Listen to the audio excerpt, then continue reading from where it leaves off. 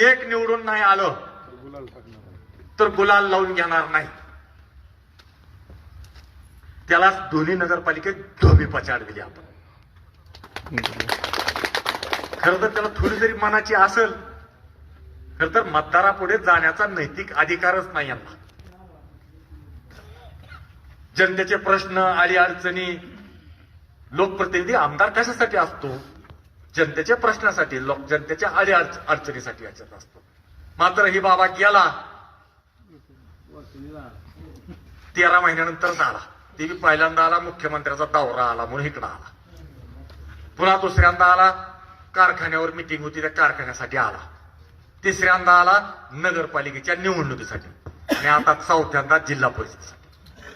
आणि आपला संकल्प आहे, तुम्ही ठरवलं, तुम्ही म्हणलात तर ह्याला बुका लावायचा कायमचा. लावायचा काय? लावायचा. पालकमंत्री असताना आपल्या कार्यकर्त्याला, आपल्या ग्रामपंचायतीला दिला का निधी रुपयाचा तरी नसता? इथं अनेक सरपंच आहेत.